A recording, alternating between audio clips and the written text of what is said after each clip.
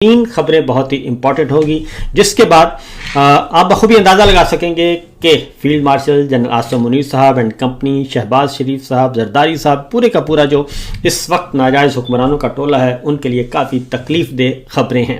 اور یہ جو تین خبریں آپ کے ساتھ شیئر کروں گا، یہ میری اور آپ کی نہیں، یا کسی اپوزیشن جماعت کی نہیں، یہ پاکستان تحریک انصاف اور متحدہ اپوزیشن کی نہیں، بلکہ انتہائی اعلیٰ ترین فورم، عالمی فورم سے یہ خبریں آئی ہیں۔ تو بہرحال پہلی تو یہ ہے کہ عمران خان صاحب سے ملاقات کا دن تھا۔ سہیل آفریدی صاحب وزیر اعلیٰ خیبر پختونخوا، وہ سارا دن انتظار کرتے رہے، لیکن اڈیالہ جیل کے حکام نے بھی دروازے نہیں کھولے اور وہاں پہ راولپنڈی پولیس بدستور وہاں پہ تعینات تھی اور ملاقات نہیں کرنے دی گئی عمران خان صاحب کے ساتھ۔ نہ صرف سہیل آفریدی صاحب کو بلکہ کسی بھی ممبر کو، کسی بھی رہنما کو ملاقات کی اجازت نہیں ملی، اور یہی کچھ منگل کے روز ہوا، ان کی فیملی ممبرز کو بھی نہیں ملی تھی اجازت۔ وجہ صرف ایک ہی ہے، اور وہ ہے کہ کسی بھی طریقے سے یہ جو نوٹیفیکیشن ہے وہ کسی بھی طریقے سے ہو جائے،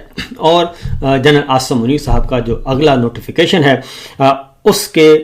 جاری ہونے تک کوئی ایسا بڑا ایونٹ نہ ہونے پائے، عمران خان صاحب کا کوئی میسج سامنے نہ آئے۔ اس کی وجہ یہ ہے کہ جو ہی عمران خان صاحب تک یہ بات پہنچے گی اور عمران خان صاحب جو باہر پیغام دیں گے وہ بہت ہی خطرناک ہوگا، اور اس کی وجہ ہمیں تو علم ہے بہت اچھی طرح کہ اس کو کیوں ڈیلے کیا جا رہا ہے،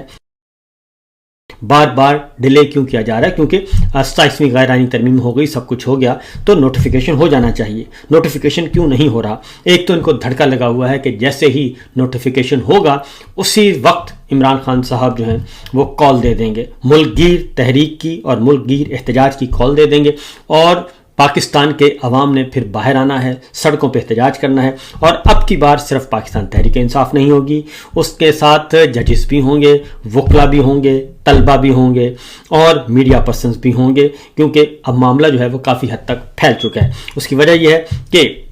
حالات و واقعات اس حد تک بگڑ چکے ہیں کہ اب چودھری اعتزاز احسن صاحب، حامد خان صاحب اور بہت سارے جید وکلا رہنما جو اس وقت ملاقاتیں کر رہے ہیں، پلان بنا رہے ہیں اور اگلی تحریک کی تیاریاں کر رہے ہیں، اس تحریک کو دبانے کے لیے، سبوٹاج کرنے کے لیے، اور کوئی نیریٹو نہ بننے پائے، تمام ٹیلی ویژن چینلز کو حکم دیا گیا ہے کہ جو وکلا لیڈرز ہیں، وکلا رہنما ہیں، ان کو آپ نہیں لیں گے، پروگرامز میں نہیں بلائیں گے۔ لہذا ایک نئے احکامات جاری کیے جا چکے ہیں، اور کچھ نئے لوگ بھی انگیج کیے جا رہے ہیں جنہوں نے لبادہ اڑا ہوا تھا کہ وہ تو بہت ہی جو ہے وہ اسٹیبلشمنٹ کے خلاف لوگ ہیں، جبکہ حقیقت میں وہی لوگ ان کے لیے کام کر رہے تھے۔ تو بہرحال پہلی رپورٹ جو ہے وہ عالمی مالیاتی فنڈ IMF نے پاکستان کے بارے میں جاری کی ہے، اور اس میں بتا دیا گیا ہے کہ پاکستان میں گورننس اور بدعنوانی سے متعلق جو ہے وہ کوئی بھی اچھی خبر نہیں ہے،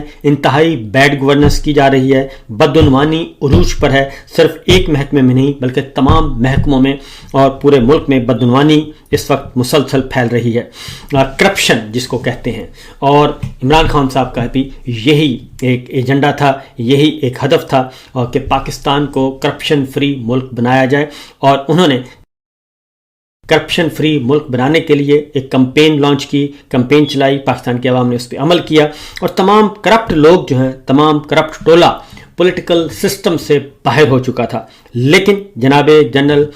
باجوہ صاحب نے اور اس کے بعد جناب عاصم منیر صاحب نے ایک ایکسٹینشن کے لالچ میں اور ایک عہدے کے لالچ میں سارا کچھ ملیا میٹ کر دیا، اور ان تمام کرپٹ ٹولے کو دوبارہ سے انسٹال کر دیا۔ اب IMF یہ کہہ رہا ہے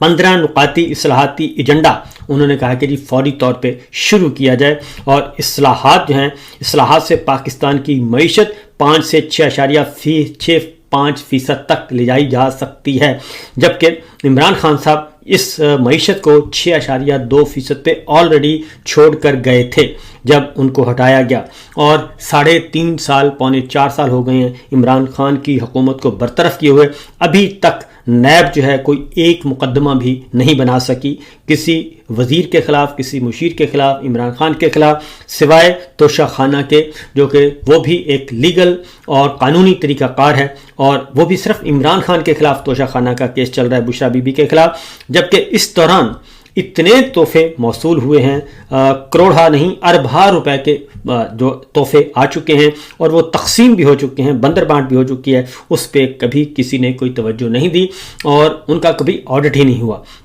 तो रिपोर्ट में ये कहा गया है, IMF की रिपोर्ट में, कि अहम सरकारी इदारों को हुकूमती ठेकों में खसूसी मराआत ख़त्म की जाएं और SIFC जो कि army chief general Asim Munir साहब की का बेबी इदारा है,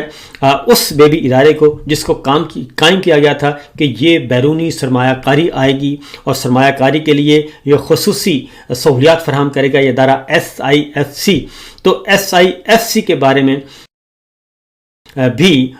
IMF ने शदीद तरीन कंसर्न्स शो किए हैं और उन्होंने वाज़ेह तौर पर कहा है कि SIFC को जो छूट दी गई है कि SIFC के फैसलों में शफाफियत नहीं है और हुकूमत के मालियाती इख्तियारात पर सख्त पार्लिमानी निगरानी की सिफारिश की गई है और SIFC को आपको पता है कि कोई पूछने वाला नहीं है और SIFC के तहत आर्मी चीफ आसिम मुनीर साहब ने यह दावा किया था कि $100 अरब की सरमायाकारी आएगी, तो $100 अरब की क्या, $1 करोड़ भी नहीं आया।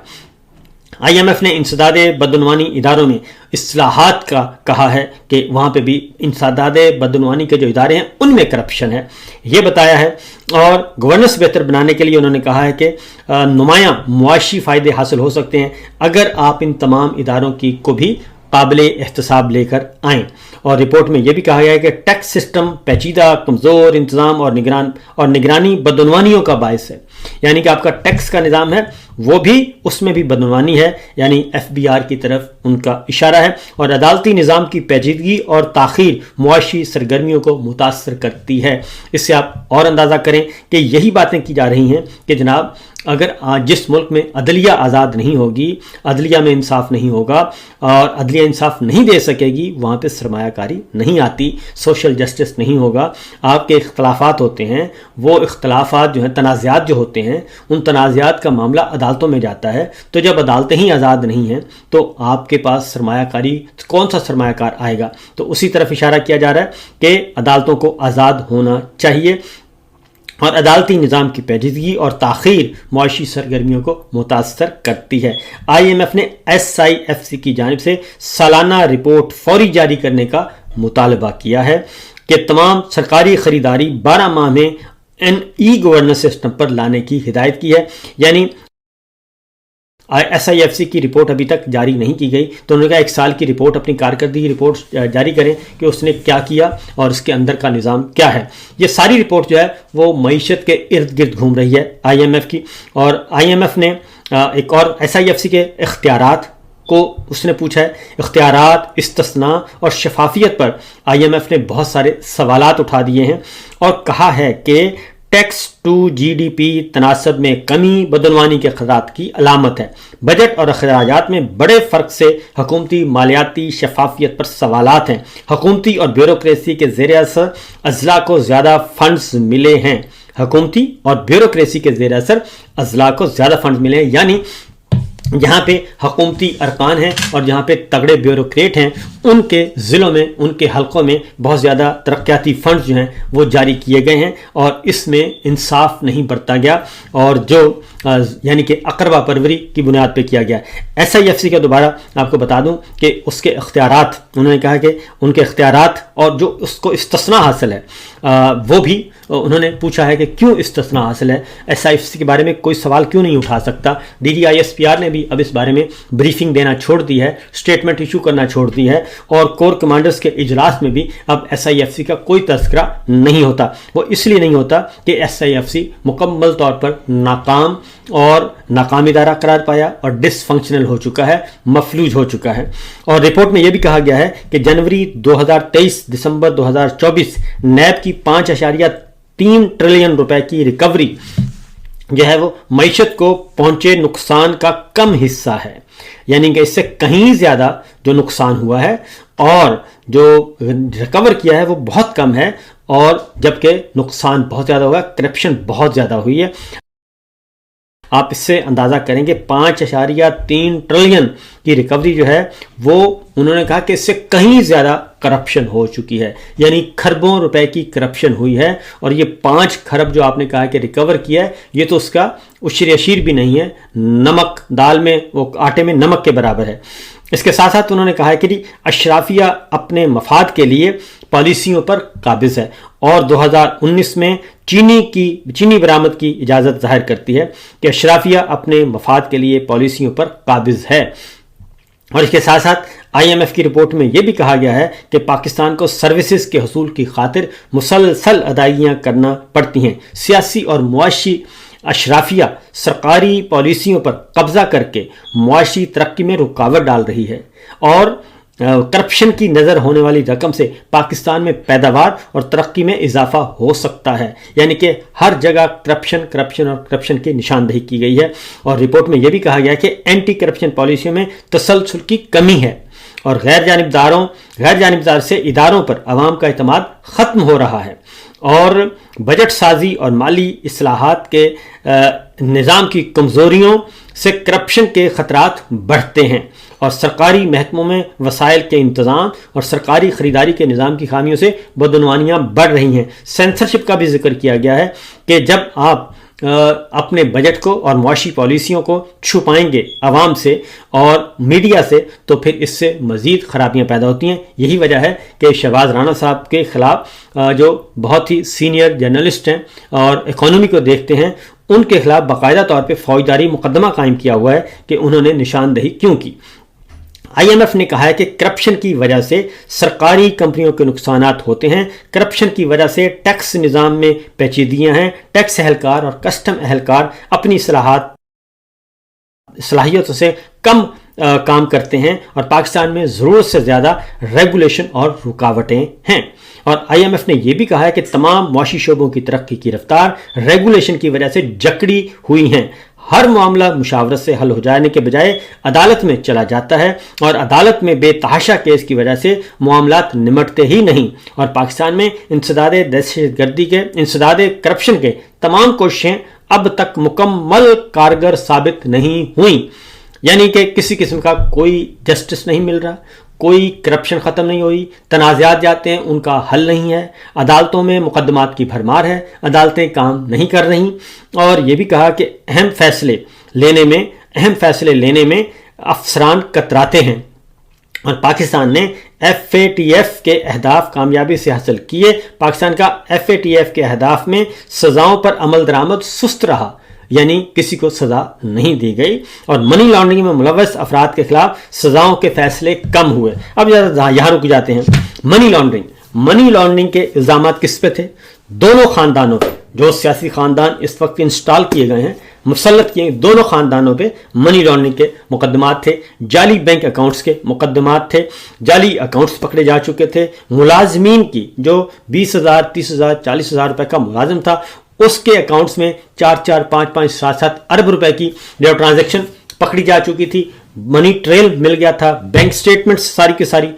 ریکور ہو گئی تھیں، وہ سب کچھ ہو گیا تھا، اور ایک نے شہباز شریف صاحب کے خلاف تھا، ان کے فرد جرم عائد ہونا تھا، اور دوسرے ان کے بیٹے تھے، ان پہ بھی فرد جرم عائد ہونا تھا، اور دونوں کے فرد جرم کو روکا گیا، اور ایک کو وزیر اعظم اور ایک کو وزیر اعلیٰ بنایا گیا، اور اس کے بعد پھر وہ مقدمات واپس لے لیے گئے۔ یہ آئی ایم ایف کی رپورٹ کہہ رہی ہے۔ اسی طریقے سے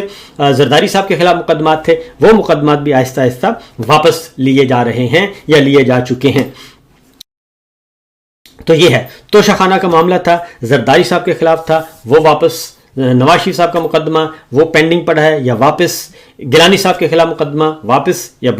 پینڈنگ پڑا ہے۔ اسی طریقے سے بے تحاشا مقدمات جو ہیں، چلتے مقدمات وہ واپس لے لیے گئے یا ان کو ہولڈ پہ رکھ دیا گیا ہے۔ یہ رپورٹ اس کی تصدیق کر رہی ہے۔ عمران خان ہوں، باقی اپوزیشن اور سب عمران خان صاحب یہی بات کہہ رہے تھے کہ آپ مجھے ہٹانا چاہتے ہیں ہٹا دیں، لیکن کم از کم اس ٹولے کو تو کم از کم پاکستان کی قوم پر مسلط نہ کریں، پاکستان پہ مسلط نہ کریں۔ اور اب آئی ایم ایف کی جو ہے رپورٹ وہ کہہ رہی ہے۔ اس کے بعد سرکاری خراجات میں کمی کے لیے بیشتر کوششیں کامیابی سے مکمل نہیں ہوئیں، اور ظاہر ہے سرکاری خراجات کیسے کم ہو سکتے ہیں؟ آپ بلٹ پروف گاڑیوں کے لیے اخراجات کر رہے ہیں، اور آپ نجی دوروں پہ جاتے ہیں، نجی ضروریات کے لیے سرکاری دوروں پر جاتے ہیں، اور وہاں پہ سرجری ہوتی ہے، پلاسٹک سرجری ہو رہی ہے، ڈیکوریشن ہو رہی ہے، رینوویشن ہو رہی ہے، اور یہ سب کچھ کیا جا رہا ہے، اور لمبے لمبے وزٹ کیے جاتے ہیں، پورا جہاز چلا جاتا ہے، اور جہاز پہ پورے یورپ کا سیر ہو جاتی ہے. تو یہ سب کچھ ہو رہا ہے، کبھی جنیوا، کبھی برازیل، کبھی لندن. عالمی مالیاتی فنڈ نے یہ بھی کہا ہے کرپشن کے خاتمے کے لیے کئی اداروں میں صلاحیت ہے ہی نہیں. اس کی وجہ صلاحیت اس لیے نہیں ہوگی کہ جب آپ خود ان سے ملے ہوئے ہوں گے تو کیسے آپ کرپشن ختم کر سکتے ہیں. ایڈھاک بنیادوں پر فیصلے کیے جاتے ہیں. کئی وزارتوں میں موجود افسران متعلقہ وزارت کے امور کی مہارت ہی نہیں رکھتے، لیکن ٹیکس نظام میں پیچیدگیاں حکومتی کمزوری کو ظاہر کرتی ہیں، اور یہ پاکستان کا عدالتی شعبہ جو ہے وہ تنظیمی طور پر پیچیدہ ہو چکا ہے. یعنی کہ جو آپ نے یہ نئے گل کھلائے ہیں، 26ویں غیر آئینی ترمیم اور پھر 27ویں غیر آئینی ترمیم، عدالتوں کے اندر ایک عدالتی نظام بنایا جا رہا ہے، یہ سب کچھ کیا جا رہا ہے جناب. یہ تو ہے معاملہ اپنی جگہ پہ موجود. اس کے بعد ایک اور بیڈ گورننس کی مثال ہے، وزیر اعلیٰ سرفراز بگٹی صاحب کو ہٹایا جا رہا ہے، اور یہ خبر نون لیگ کے سینیٹر جو ہیں وہ کلیم کر رہے ہیں، اور انہوں نے کہا ہے کہ بیڈ گورننس کے سبب آئندہ دنوں میں سرفراز بگٹی کو وزارت اعلیٰ بلوچستان کے منصب سے ہٹا دیا جائے گا. اور اب سرفراز بگٹی صاحب کون ہیں؟ سرفراز بگٹی صاحب پچھلے تقریباً 20 سال سے وہ ہماری ملٹری لیڈرشپ کے نمائندہ خاص ہیں، اور ان کو نگراں پہلے بھی وزیر داخلہ بلوچستان تھے، پھر وہ کیئر ٹیکر وزیر داخلہ بنائے گئے. اس کے بعد ان کو وہاں سے ہٹا کے انہوں نے استعفیٰ دے کے انہوں نے پیپلز پارٹی جوائن کی الیکشن سے پہلے، پھر پیپلز پارٹی کے ٹکٹ پر الیکشن لڑا کے ان کو وزیر اعلیٰ بنایا گیا. تو بلوچستان عوامی پارٹی باپ پارٹی کی وہاں پہ حکومت ہے، اور بگٹی صاحب بھی انہی کے روح رواں ہیں، اور اب ان کے بارے میں کہا جاتا ہے کہ بلوچستان میں کرپشن بہت ہو رہی ہے، اس لیے ان کو ہٹایا جا رہا ہے. تو یہ سب کی سب صورتحال ہے. اور اگلی جو بڑی خبر ہے جناب وہ ہے سپریم کورٹ آف پاکستان کے آنریبل ججز کا فل کورٹ میٹنگ ہوئی، اور اس فل کورٹ میٹنگ کی جو تفصیلات ہیں وہ اب سامنے آ چکی ہیں. جب 27ویں غیر آئینی ترمیم ہوئی اور جسٹس منصور علی شاہ صاحب اور جسٹس اطہر من اللہ صاحب نے استعفے دے دیے، تو اس کے بعد یحییٰ افریدی صاحب نے دیر سے ایک فل کورٹ میٹنگ بلائی گئی تھی، اور اس فل کورٹ میٹنگ کی تفصیل یہ آئی ہے کہ اس میں تجویز دی گئی تھی آنریبل ججز کی طرف سے کہ ہم اجتماعی طور پر استعفے دے دیتے ہیں، تمام کے تمام جج مل کر استعفے دے دیتے ہیں، اور استعفے دے کے ہم باہر نکلتے ہیں، اور اس کے بعد یہ ترمیم جو ہے آٹومیٹکلی ایک مومنٹم بنے گا، اور یہ جو غیر آئینی اقدامات کیے جا رہے ہیں سپریم کورٹ کو ختم کی جا رہی ہے وہ ختم ہو جائے گی. لیکن اس کے بعد کہتے ہیں جی سناٹا چھا گیا، اور بہت سارے جج جو ہیں وہ خاموش ہو گئے، اور انہوں نے اس پہ راضی نہ ہوئے، جس کی وجہ سے یہ اجلاس جو ہے وہ بے نتیجہ رہا. اس اجلاس میں جسٹس منصور علی شاہ صاحب نہیں تھے، جسٹس اطہر من اللہ صاحب بھی نہیں تھے، اور حاجی امین صاحب بھی نہیں تھے، کیونکہ جو جج جو جوائن کر چکے تھے فیڈرل کورٹ وہ بھی اس میں شریک نہیں تھے. تو جو موجود تھے ان میں بھی جسٹس جمال خان مندوخیل وغیرہ، تو وہاں پہ یہ اتفاق نہیں ہو سکا، اور بلکہ سناٹا چھا گیا اور انہوں نے کوئی جواب نہیں دیا. تو یہ سچویشن ہے، یہ صورتحال ہے. تو دیکھتے ہیں آگے ہوتا ہے کیا. فی الوقت دیجیے اجازت، اللہ حافظ.